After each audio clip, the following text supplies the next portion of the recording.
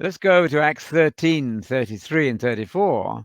So, now we proclaim to you the good news. What God promised our fathers, God has fulfilled for us, their children, by raising up Jesus. That's not resurrection. King James is misleading you there. Watch out.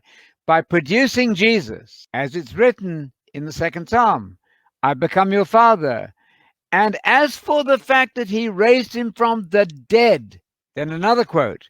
So you have to make a distinction. That's not a particularly useful translation, but there's a difference between Acts 8, 13, 33 and 34. 33 is putting Jesus on the human scene. We know when that happened, when he was brought into existence by miracle in Mary. The writer of Acts says in verse 34, that was Luke. Now, as to the fact that the NASV would be better there for verse 34, you'll see the difference between raising up and raising up from the dead.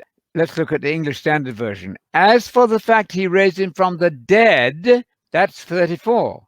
But 33, if you can go and find the translations of 33, there should be nothing about raising from the dead.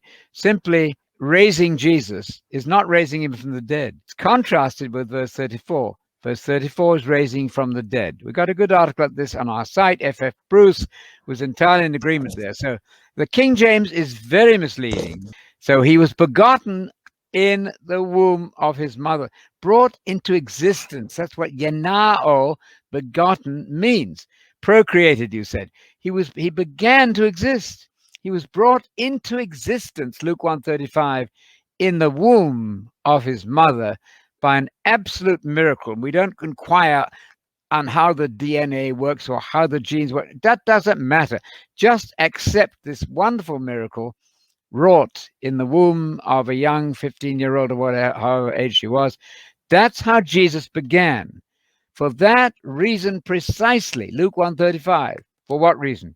For the reason of the miracle. Precisely because of that miracle, he became the begotten, procreated, brought into existence Son of God. So he's really human. He cannot be human if he doesn't begin in the womb of his mother, because all human beings are generated, are brought into existence in the wombs of their mother, with the exception of Adam, of course. Okay. Yes, a good parallel is 22 in Acts 13. Yeah. It says, and when God had removed him, he raised up David Thank you. to be their king. So the raising up is explained that as that's right, putting him on the scene. scene Of his.